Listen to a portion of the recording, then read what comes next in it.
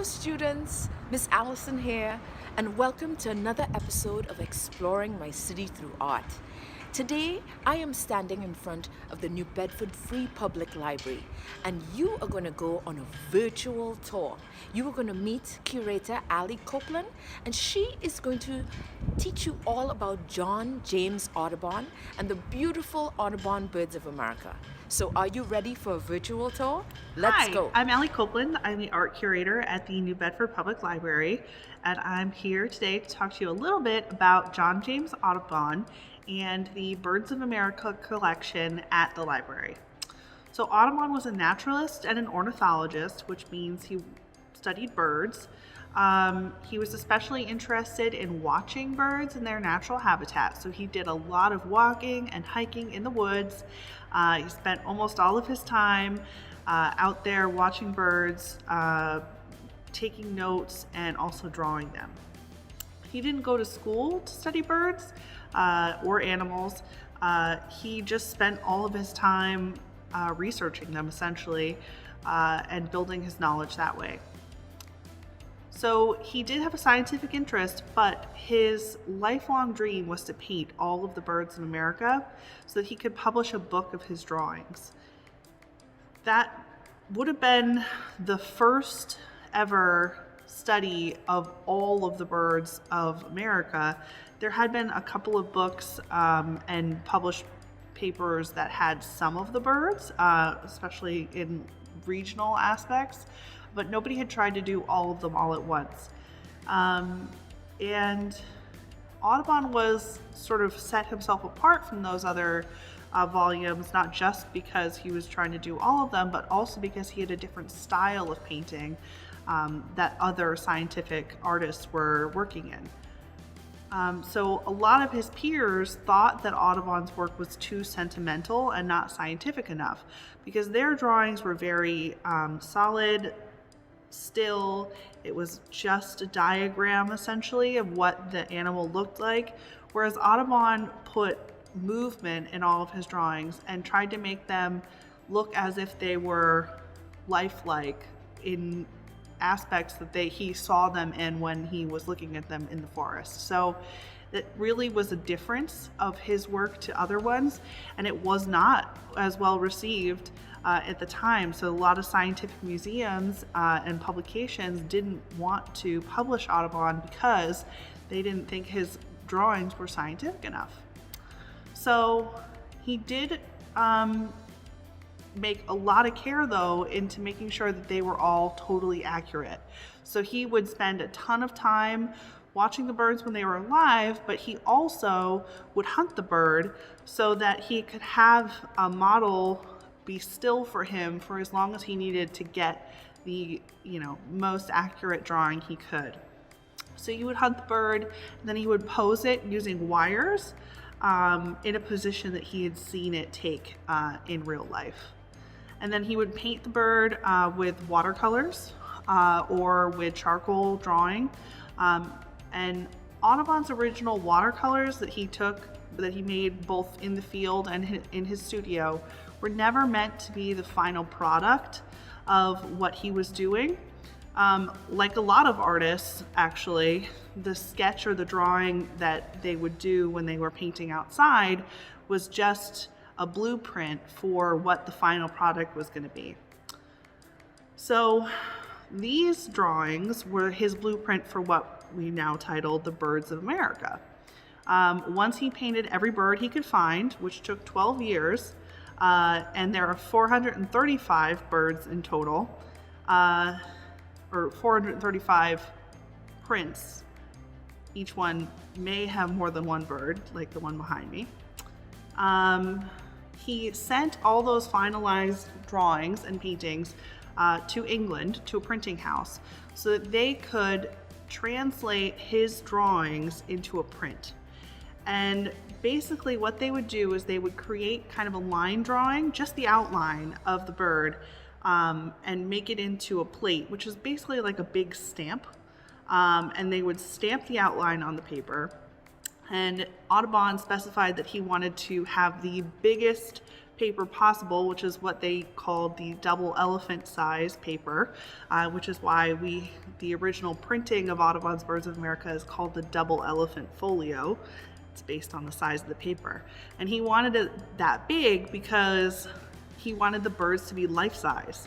So to fit the bigger birds, the eagle, the flamingo, which are all very large in real life, he had to have the biggest piece of paper possible, and then like certain birds are kind of hunched over because they didn't quite fit on it. So anyway, the printmaker would make this big stamp of the outline of Audubon's drawing, print as many copies as they needed, and then essentially it would go through sort of an assembly line of workers, mostly women, who would paint the colors based on Audubon's very specific instructions. So Audubon himself didn't paint these prints behind me. They were painted based on his direction. But a lot of I actually don't know who the painters were for these because they were sort of uncredited because it was just seen as part of the printing process. And so basically these prints came out based on a subscription. So you didn't get all 435 at once. You would subscribe, and then once a month you'd get a delivery of 5 prints. You get 1 big bird, and then usually 3 smaller ones, and then 1 medium one. So it took some time to collect all of them. And there was only 1 subscriber in New Bedford, and his name was James Arnold. He was a wealthy man in New Bedford, and he considered himself a scholar. And he was the one who subscribed to the Birds of America. And when he got all 435 prints and had the entire collection, he donated them to the library in 1866. So we've actually had these prints for a very long time, more than 100 years. And they used to be bound in these big, big books that were too big to fit on the shelves. So the pages, the people who go and pull the books off the shelf, or used to, actually had to step over them because they were just on the floor in between the shelves because they were way too big. So at one point the library decided, hey, these things are probably too valuable to be putting on the floor, too important. So they took them up to what they used to call the treasure room, which is now called the art room, which is where we are now. And they took them out of their books or unbound them so that each page was its own big print. And that made it easier for them to get stored. It also makes it easier for them to be displayed. So that's how they are now. We have all 435 prints. We're actually one of only about 115 places in the world that actually has the full set of his first printing of the Birds of America. So we're very proud of that. So the prints behind me you can see are the ruffled grouse over here and a group of corvids on that side. And the corvids have a magpie, 2 jays, and a crow. And I picked these to show you first because I think they have really great colors. I love the blues in Audubon's printing. They're these really beautiful, vibrant blues. And this bird here also has this beautiful sort of green in with the blue. It looks great, I love it. And then I just think this ruffled grouse looks so silly with his ruffled feathers around his neck. I don't know why they look like that, but I think it looks neat. So I wanted to show you that one. So the other ones, the reason I picked these 2 in particular was it shows the 2 sort of styles of these prints that he had. So one of the styles is basically a scene. You can see there's a landscape, there's ground, there's foliage, there's things like that, and there's a little bit of like a story going on. In here it's these 2 male grouse are reaching for the berries, and then this female grouse is kind of standing, moving into the front. And a lot of them have, scenes of a bird defending their nest or one who just caught a fish or something like that. So they have these sort of like little stories. And then the other type of print is more like this one, where it's birds basically on a branch and there's no sort of background or anything like that. They're just kind of in space. But even with these, which is sort of the more what the scientific people would have liked, there's still, these birds are interacting. They look like they're squawking at each other. They're looking at each other. So they're still moving and they still feel very alive, as opposed to the sort of like very still posed kind of one that other scientific artists were working on. So those are just two. And like I said, we've got a lot. So I thought what I would do for you guys is to take you on a little tour of our drawers. So I'm gonna switch my camera around and I'm gonna show you guys some more prints. All right, so these are our map cases, and these are where all of the birds of America are stored. They take up this whole side of the map case. There's a lot of birds to look at. So we're just gonna look at this first row. This one here, you can see some, what is it, black-tailed cuckoos. So they have these beautiful flowers as well, and they're, you know, trying to catch this beetle. All right, and next up, we have what they call eider ducks or eater ducks. And this is another one of those scenes where you can see two male ducks. They're sort of fighting. The male on this one here is defending his nest. You can see his eggs over here. And this male looks like he's been scared away. Those are the ducks.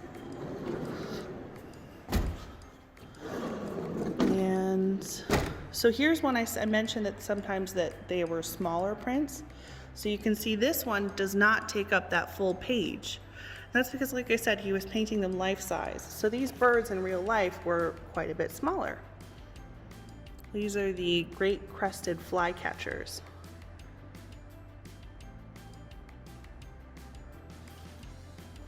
That would have been one of the smaller prints. Oh, and then this one has some great color in it. And you can see they're sort of on a pine branch here. So these are more of the birds that kind of float in space. But look at the beautiful red and pink on these guys. And how they're all kind of going after that one berry here. He's flying, he's got his wings outspread. And that's practical because it makes you be able to see all that little detail in the way that his wings are colored. These are rose-crested grosbeaks.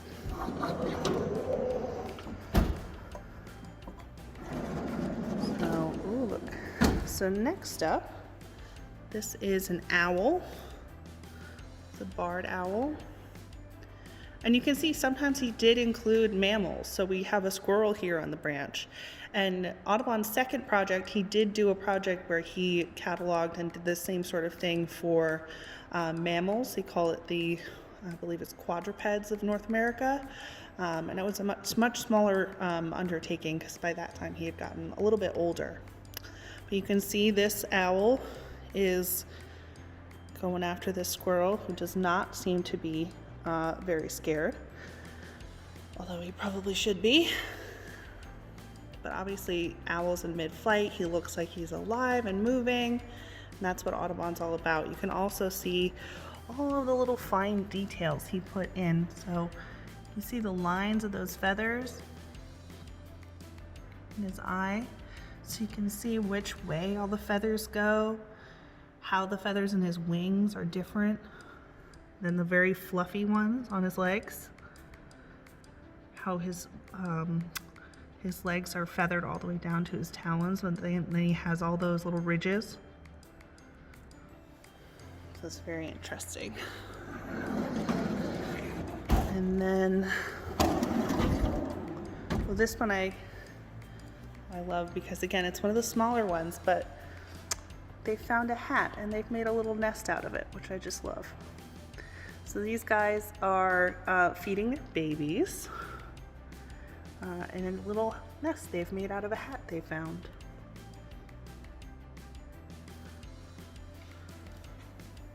These are house wrens.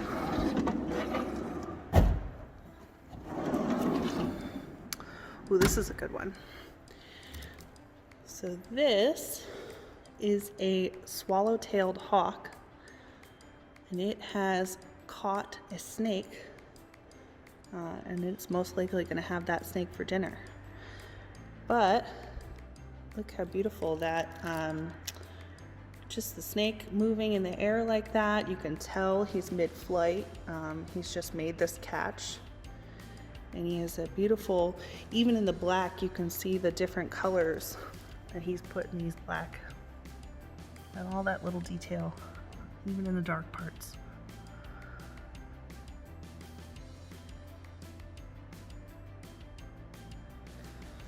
So if you're afraid of snakes, I'm sorry. And then, oh, the flamingo. And I didn't take the paper off of this one. I thought you'd want to see it. So this is the pink flamingo. And you remember I said some of the birds were too big to fit on the paper. So this bird is all leaned down, trying to crouch into frame. He's got some of his friends in the background there. And the other thing that Audubon put was some of these little details. What his foot looks like, what the inside of his beak looks like.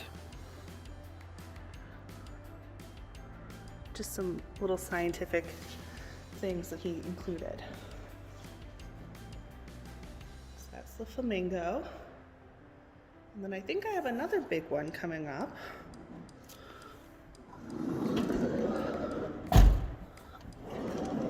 Oh no, these are the Carolina Parrots. So this is one of the more famous paintings that he did. Partially because it's all, I mean, it's so beautiful. The yellow is this beautiful yellow color. They're all moving and interacting with each other. And, you know, if you think about if he was just going to have a scientific drawing, he'd really only need maybe two of these specimens, a male and a female, because their colors are different. You can tell this one here is a slightly different color than this one. So he really didn't need to have 7 birds, but having those 7 makes it so much more interesting and dynamic. It looks like there's so much to look at in this one. So let's go down into, let's say, these 3 here.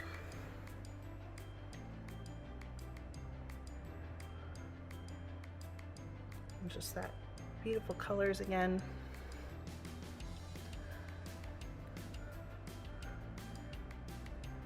You guys, so that's the Carolina Parrot. And then last, we're gonna look at, oh, I did have another big one for you. Whooping crane. So this bird, in real life, it's quite large. So he had to fit onto this double elephant size paper. And he is having a meal of some baby alligators. But look at how beautiful the scene in the background here. You can tell this is a swamp. He did spend some time down in Louisiana. So you can see that background.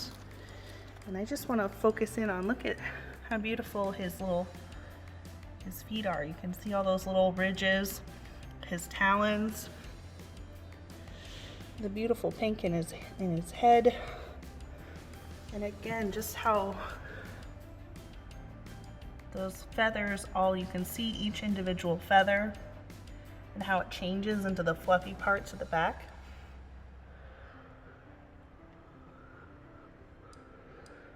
So that's been a little tour of our drawers. So if you ever are in the library when we're open again and you come up to the art room and you say, "Hey Allie, can I see some Audubons?" I am happy to open up some drawers from you to show you some more birds. We've got much more than these 10 that I just showed you. So make sure when we're open again, when it's safe, that you stop by and visit. All right, thanks guys.